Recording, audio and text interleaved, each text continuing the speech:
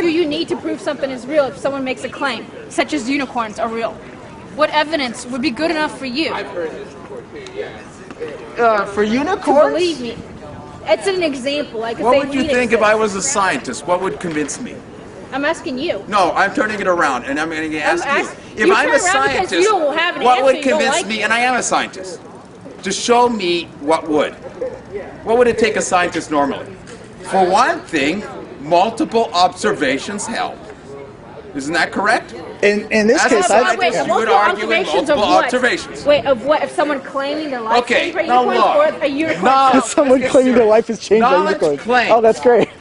How do we establish something? Multiple witnesses. Witnesses of what? Multiple observations are a good way to establish something. Wait, multiple observations of what?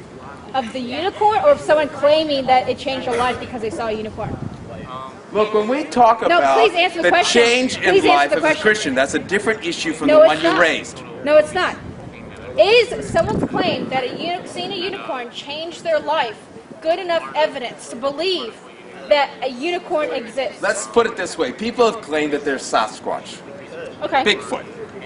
That's even better. And occasionally, as a real example, this is better than unicorns. Okay. Because I think we acknowledge on a real level they don't exist. Why? There are lots of people who think unicorns exist. We can at least all agree on what a unicorn looks like. No, you can't believe anything. You're a skeptic. I'm saying lots of people claim that they have seen unicorns. Can you believe in unicorns? I didn't say I believe in unicorns. I said lots of people say that. Believe in unicorns than God? I didn't say that I believe in unicorns. I never said that. I said there are people who claim that they have seen them. And what you need to do is just take it in your heart.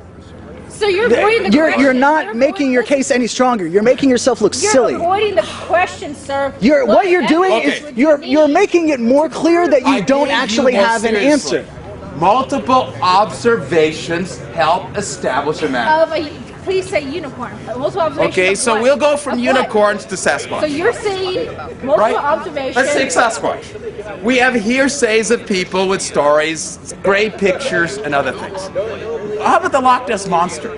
So you're avoiding the question. What's the difference? What does it matter what cryptozoology? Because these are actual examples of what people claim. People claim unicorns too. Considered real examples. Can we decide? Why not? There are people. Okay. Can we decide it's the Sasquatch?